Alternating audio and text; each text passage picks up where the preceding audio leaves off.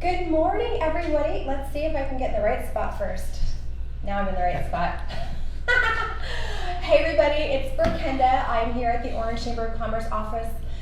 This is our September segment of Eggs and Issues. We are so excited to be here. Format's a little different today. So normally we are having breakfast somewhere. We've done Zoom. This is our first time in the chamber office.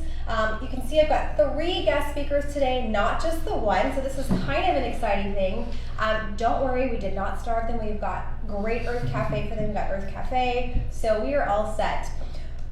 Before we get started, one reminder today is that since we are on Facebook Live, any questions that you ask will be hopefully answered. I have my phone here, another phone, that I can answer some questions for you guys, and then we'll do our best to get those answered for you. So let's go ahead with that and get started.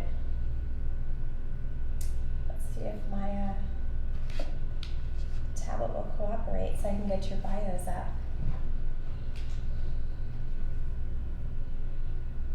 If not, I think we all remember it. So.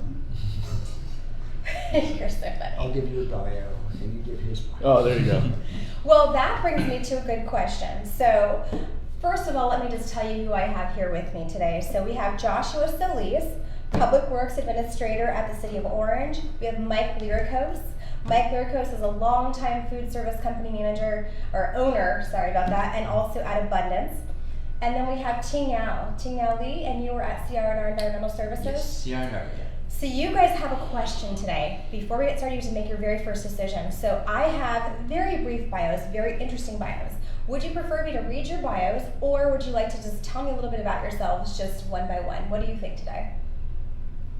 I'd say we can introduce it, yeah. We can introduce ourselves. Okay, Sounds so good. Tingyao, let's start with you. Yeah. Tell us kind of who you are and what you do at CR&R and how you got involved. Yeah, definitely. So my name is Tingyao. I am a sustainability specialist with CR&R, and I graduated from UC Irvine class of 2021.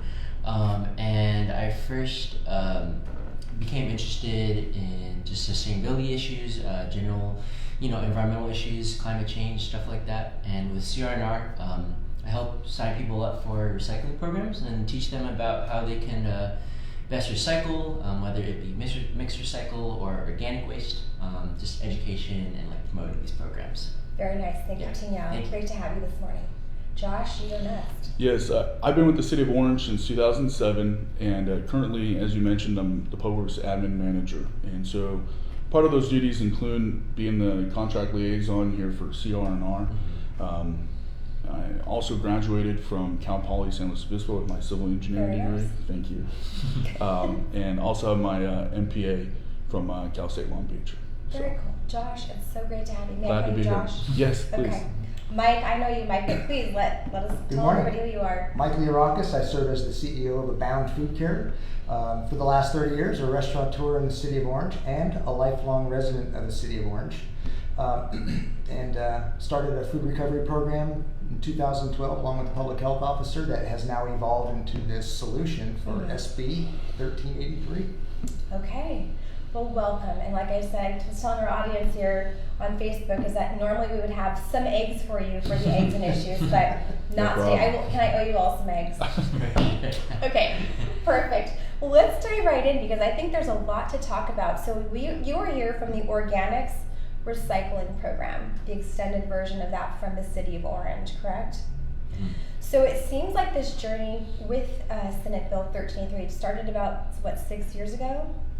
So can you tell us or provide some color about that Senate bill and how this got started?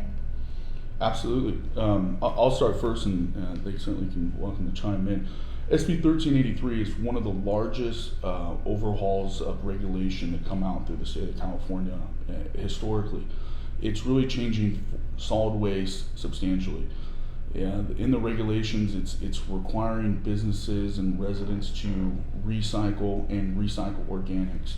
Organics is the newest big push to increase many resources in order for people to recycle organics. And when I say organics, I'm talking about food waste, pre-consumer scraps, from vegetables, lettuce, even meats, all sorts of things, as well as your landscape materials. So SB 1383 has a wide net of all the requirements, but we're really trying to work towards making things easier for all the businesses and residents here in the city of Orange. Perfect. Okay. Anyone else want to provide any color on like the involvement of your organizations? Yeah, in terms of SB 1383, CR&R has, at least in the city of Orange, made a big push to sign people up for these programs to make sure they're in compliance with these regulations, but also at the same time, we understand that this is definitely a big learning curve. So we don't expect everyone to, have these measures in place where they're already producing a lot of food waste and having a really good understanding of, how should I sort it, where should I put it, and all these internal processes. So we see it as more of like a way of educating people while signing up to make sure they're in compliance. Okay. I go one step further. SB 1383 was the companion bill for AB 1826, which required the removal of organics. Mm-hmm. The second largest contributor to methane gas development in a landfill is food waste. So that's how food jumped into this. But ultimately, it's something that's new. It's evolving as we go, and there's elements right now of SB 1383 that are going to have to change, that they know will change. But part of that legislative process is structured by the state constitution, so it's going to take some time. And to everyone's point, we're going to kind of walk through this as we go along. But there's benefits to participating. More importantly, Right. Yeah. And what I saw from the timeline, I was looking over at Cal Recycle, and I saw they had a timeline from when the 1383 kind of got started and how it's going to progress. And I did see that there is, as they're calling it, which I agree is an ambitious goal of 75% recycling, is it by 2025? And we are nearing the end of 2022. So I guess how do you feel that, how do you guys feel that we're doing so far? And I want to expand for the business community, how we can continue and how we can all kind of get on board with that. That's a great question, and it is an ambitious goal. Each and every day, from our side, we're working towards that and trying to help the business community. Real briefly, on the residential side, we're all ready to go on that. The organics cart can be commingled with landscape and food waste. On the commercial side, there's quite a bit of different services that are offered.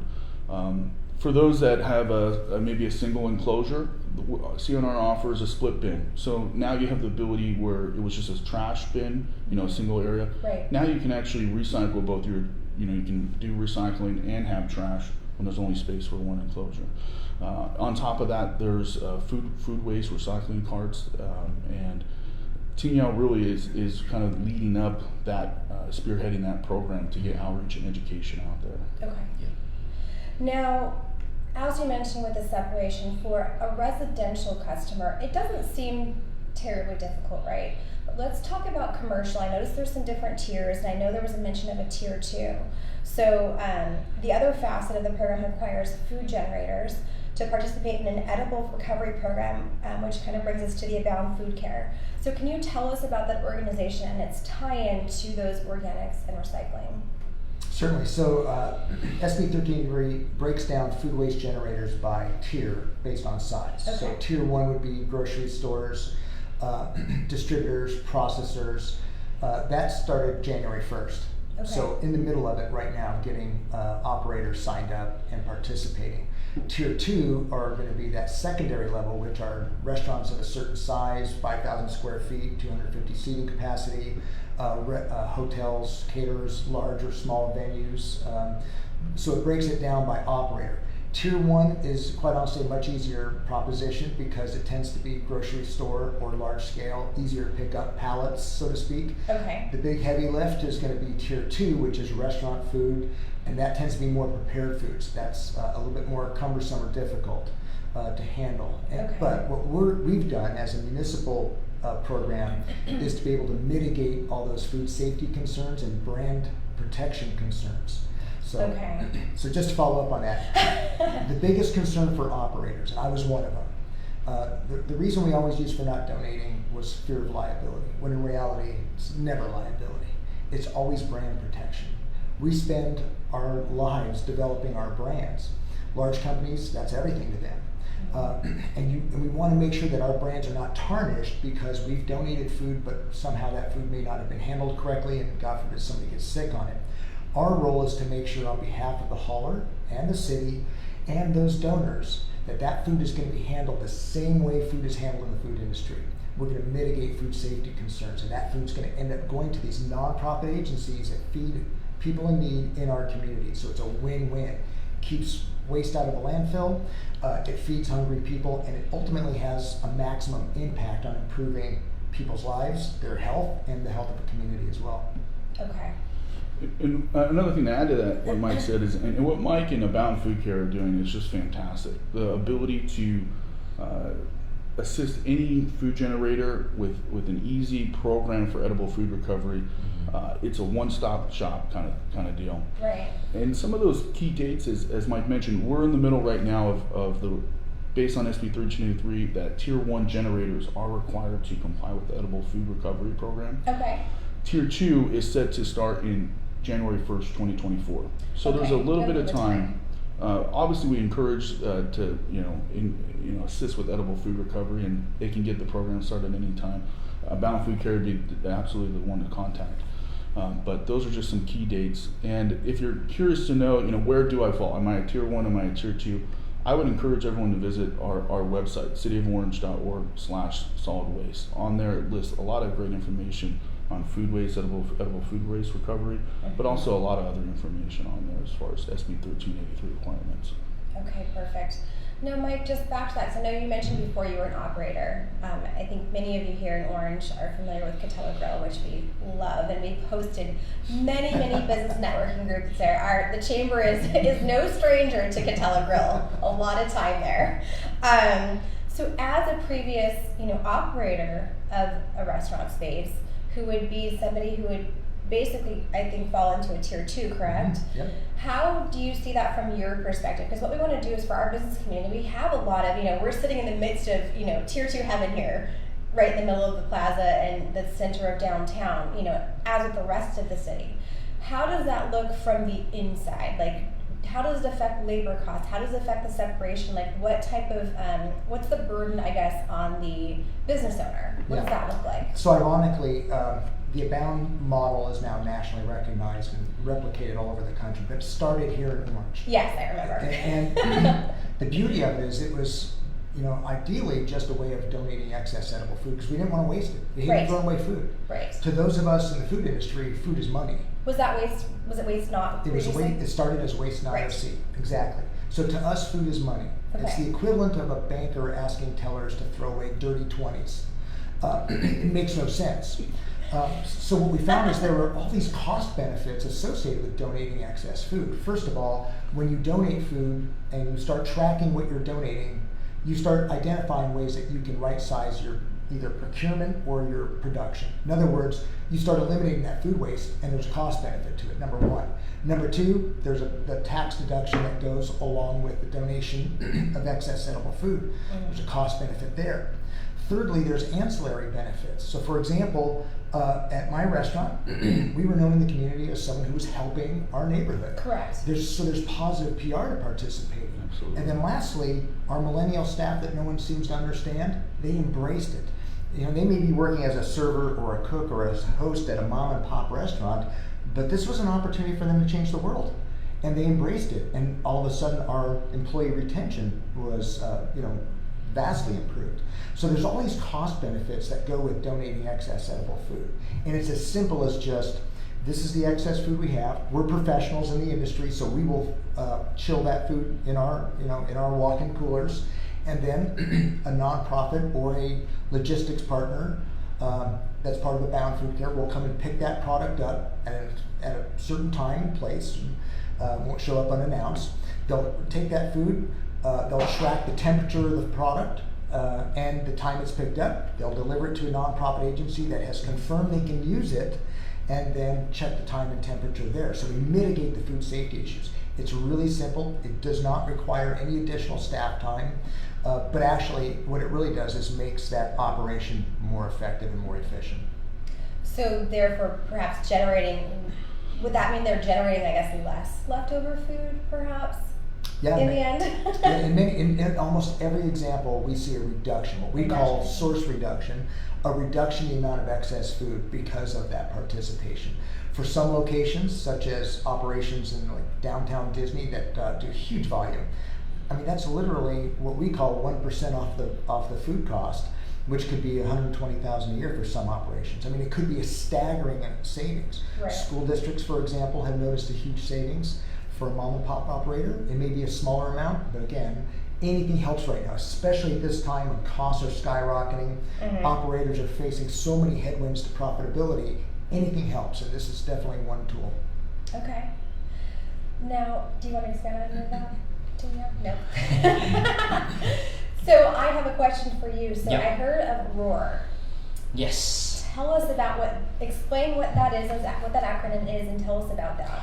Yeah, so ROAR is our anaerobic digester facility, and it's actually in Paris, Perris, California. Not to be confused with yes. Paris. So it's it's CR&R's it's pretty impressive facility that converts any sort of manure, food waste, organic waste, and it converts it into both compost and natural gas. And how it does that is bacteria is kind of added to this mixture to our input into our digester, and we have these two outputs, and it's really useful because this natural gas is then used to power our vehicles, and it's renewable natural gas, and we can also produce compost at the same time, and this compost is actually used as giveaways in some of our city events as well. So I think I've seen some. Yeah. So it's kind of I guess it's a loop in the sense that like the food waste that we generate is then used to create another useful byproduct. Correct. Yes. So when was ROAR born? I think it's been at least, I want to say 5 years now. Okay, 5 years. The facility is continuing to expand, but I know it's been pretty established for a while now. Yeah. Okay. Now, as far as the environment, I know that's a huge concern. That seems to be why this bill was created. Is we're doing things for the community, for the environment. Do you guys find that there are more, I guess, vehicles on the road making these collections? Does that somehow tie in, or what does that look like? Collections in terms of like? Well, in the organic recycling. So if you're now separating things to a little bit smaller degree, as opposed to having possibly your 2 bins, you've kind of got 3 separations. You have your trash, you have your organics, and then you have, I guess, everything else, kind of those other recyclables. So that's now a 3rd option.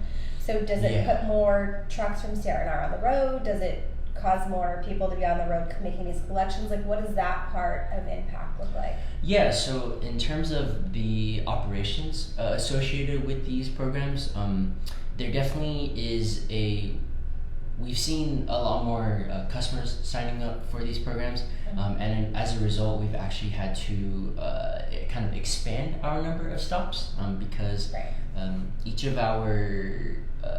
the items that we collect are separate drivers. So of course, one driver isn't going to collect everything all at once.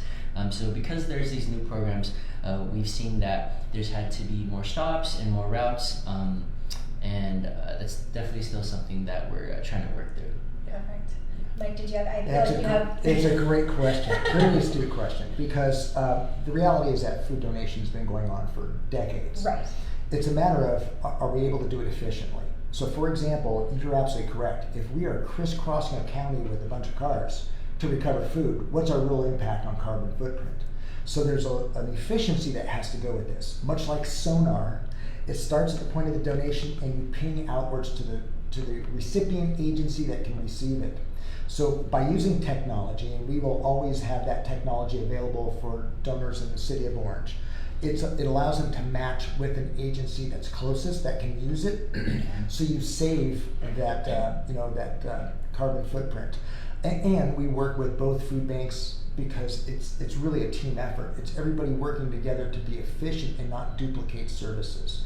We have examples where food is picked up in one city in Orange County and sent to a nonprofit agency in LA, because that's the only relationship that they have. Got And it. it's unfortunate because now, as you mentioned, we're just burning up gas, fuel, etc., in an effort to save the environment. So there's a certain efficiency that has to go along with that. Okay. Anything, Josh, as far as like this from the city's perspective, what does that look like? I guess maybe from a traffic pattern perspective, is there any tie-in with the city to that part of the footprint? Well, obviously, we have the network of streets are built to handle any type of fluctuations in traffic patterns and capacity. One of the at least on the residential side, I'll say this, and I know we're geared here for the commercial, but the real quick on it is that in some municipalities they don't have the ability to commingle organics and green waste.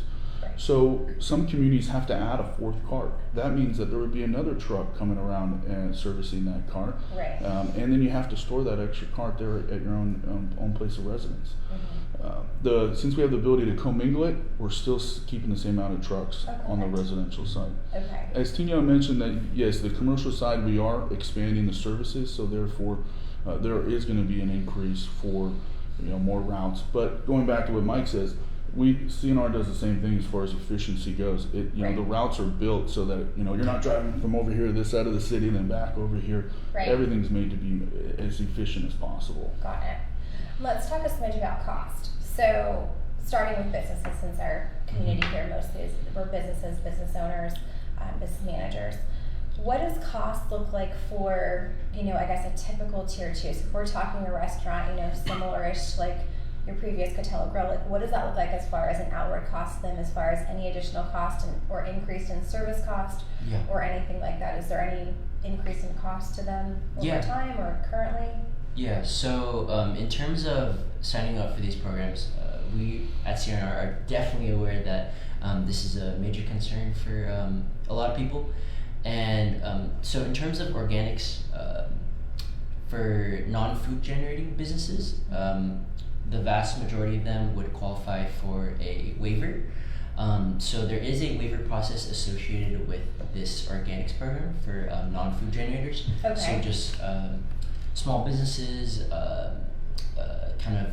smaller office buildings where there's not that many employees, and at the same time, if there is a landscaper that hauls away their green waste, which is the vast majority of businesses as well, they would definitely qualify for a waiver, and they wouldn't have to worry about having to pay for this organic services.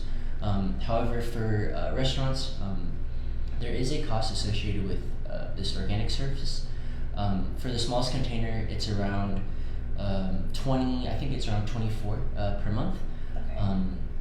For these restaurants, I will also add that in terms of the City of Orange, there's a clause built in our contract that says that for CR&R's service prices, we have to be.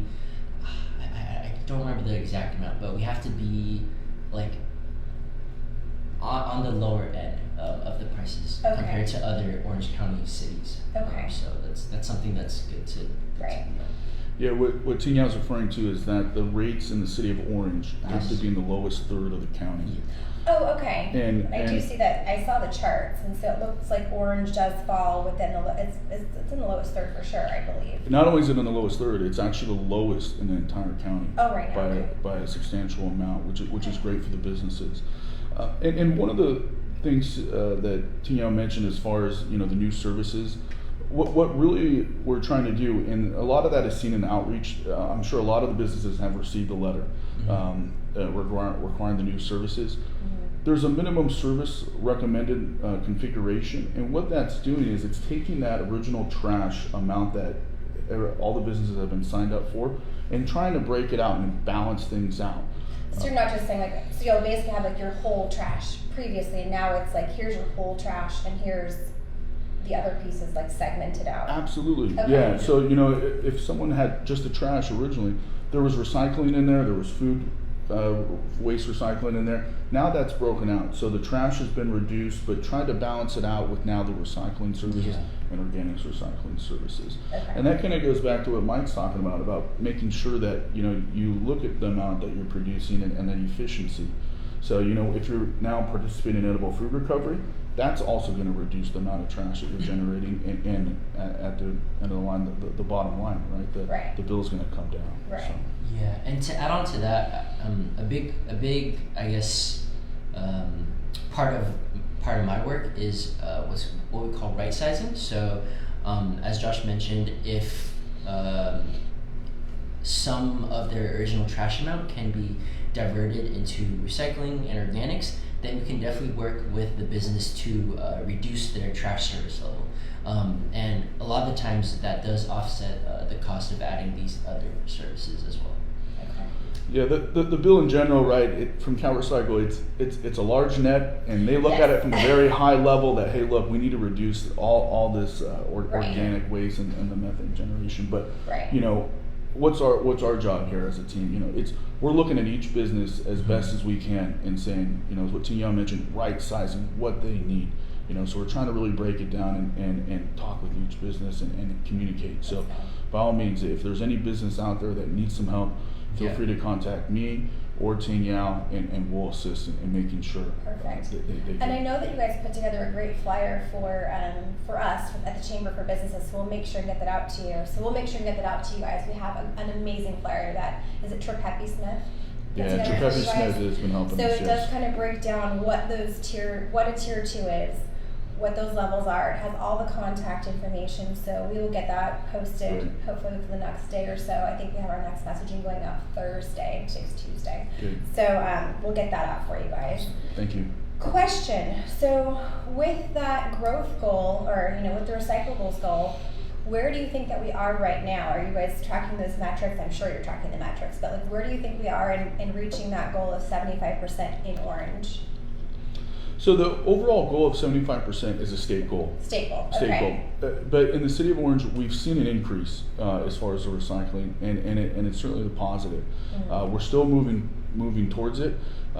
There's still a few businesses out there that we're working with in order to gain the compliance and increase the recycling. Okay.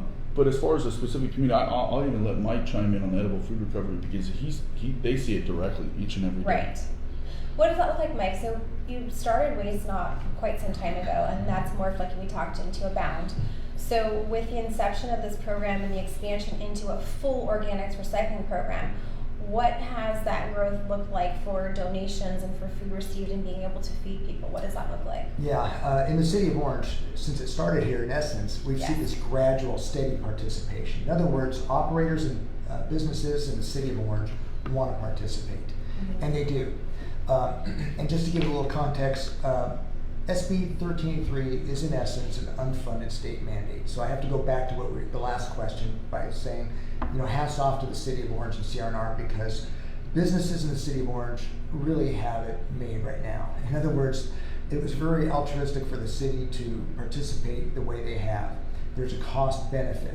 We see other cities where they're still scrambling to see how do they cover the cost of this. Right. It was very impressive to see how they worked together to get this across the finish line on behalf of businesses. But we are seeing participation. We also have a very vibrant nonprofit community in the city of Orange. We do. And that's what really helps also is we have the ability to move this product, this excess food, and have this maximum impact with it. So there's the environmental component, which is SB 13.3, but there's also a food source or nutrition sourcing side of it, and we're able to marry both sides. Okay. Even right now, as we look at feeding homeless people in the city of Orange, almost all of the food right now that's feeding that homeless population is excess edible food generated in the city of Orange. So it's amazing how it gets this cyclical feature that goes through. Right. Now, as far as the opportunities, you brought up a very good point about the city of Orange. That's one of the things I love about this community, is that it just has such a spirit of giving and such a spirit of community. It's amazing. It's amazing to see it. I know we have our Love Orange Day. I believe that's coming up this Saturday, right? I think Love Orange Saturday. So if you guys aren't involved, go sign up on their page. But how does that look if somebody wanted to become involved? just from like a volunteer perspective, are there any volunteer opportunities from any of your organizations to kind of be involved on the back end of some of this? Yeah, primarily that's our wheelhouse. Okay. So if you wanted to volunteer, you can go to aboundfoodcare.org. You can reach out to us Perfect. through any of those options. And then we'll connect you to any of those nonprofit agencies that are working in Orange. Because the ability to work based on your availability, there's always something going on. There's always a way of participating. Mm-hmm. It could be supporting the Friendly Center. It could be working on behalf of the food bank. It could be working as a trained food recovery volunteer. So Okay. there's different ways of participating. We just want to be able to give individuals who want to participate in the community that vehicle to make an impact. Okay, that's awesome. Yeah, so you guys volunteer with Abound if you can, if you have some more free time. Never too much free time, right? You always volunteer. Absolutely. No such thing as too much free time. Nope. Okay, so tell me about the goals. So how can our members, our business community, assist you all in your goals? What can we do for you? That's a great question. You know, obviously we've talked a lot about the organics recycling and the recycling. Those are really the two main focus about getting, you know, the services or programs set up. And that's working with us here, and we'll work with them. You know, we want to make sure that we're making things as easy as possible, and also providing education material. I think it's a matter of, you know, the business practices of not only, you know, when they have the services set up, but also carrying it through into their business and day-to-day operations by providing even opportunities for customers to place the materials in source separated disposal containers. ABA 27 requires that you have to segment all the materials out, and Right. so those are just ways to help kind of include the message and start moving the needle to increase those recycling numbers from an overall standpoint. But the city just wants to remain, you know, supportive in navigating, you know, at times this confusing situation for SB 1383 and try to make it easy as possible for the businesses. Okay. I think it's important to point out that SB 1383 places all of the onus on the city. That's just the reality of how the bill was written. Okay. So when we talk to business owners, operators, they're already faced with all these headwinds, and they're like, here we go, we got to participate in something else. Mm-hmm. And it's easy to blame the city. The reality is that the city has no choice. They're on the hook. They're going to face fines and penalties from the state of California if these businesses, if our industry within the city doesn't participate. Got it. Our role is more as their peer. You know, we're food industry lifers. We know the challenges they go through. That's the benefit that, you know, City of Orange businesses have, is we can work with them. But I think it's important that they understand that this is something the city is, you know, is forced to participate in and is faced with significant fines and penalties if they don't. So we're here to help everyone comply, and as long as we have to comply, we might as well be really good at it and have an impact with it. Right, that makes sense. Well, we're nearing kind of the end of the segment. Is there anything that we haven't covered that you'd like to share, either residents or commercial, that you wanted to share with the community? Well, I'll just say that we have another workshop coming out on October 18th. It's going to be held at the library community room at 1 o'clock. There's going to be some more information on our website, so feel free to go visit it and get some more information. But it's going to be geared towards businesses, a more detailed, in-depth workshop on ways they can improve on the recycling and meet compliance. Okay, perfect. We'll make sure, if you guys have that flyer posted, make sure to get that over to Connie so we can get that out to the business community. So we want to make sure everyone's involved and is able to, you know, do the best that they can. We want to set everybody up for success. That's great. I think there's one more element that's important for business owners to understand. If you are part of a corporate structure, meaning you have multiple units, SB 1383 is structured much like food safety is. It's jurisdictional, it's location based. So even if you are a franchise operator, this isn't something you can roll up to corporate office. You must do it here. It has to be done, and there's guidelines. So for example, an operator will have to keep a log of all their donations on the premises. They'll have to have a contract that shows that they're donating food. So the proof has to be at the location as opposed with the corporate office. Got Very it. important for those multi-unit operators to understand how that works. That makes sense. I didn't think about that. Yeah, a lot of the times I feel like sometimes the franchises are all the different individual places, they all kind of roll up to corporate. So, and sometimes they're not based in California, they may have different rules, so that's a very important message, so Yeah, definitely a good reminder. You know, if you have a food handling license or you're an operator and you're inspected by the health department, you also are familiar with the FOG program, which is fats, oil, and grease, and it's run. SB 13.3 is designed to follow the same protocols and the same structure, where it's based on the location. Okay. Okay. Anything else from organics? Well, we do have time for a quick fun question. I don't like anyone to leave eggs and issues without having answered something fun. Okay. So you guys can all have the same question. So whoever goes first gets to, kind of the hot seat. Whoever goes last gets the most time to think about it. Favorite orange memory? It could be a holiday, could be a time of year, could be an event that we have. We'll start with you, Tingyao, since you're right next to me. So I'm actually really new to Orange. Okay.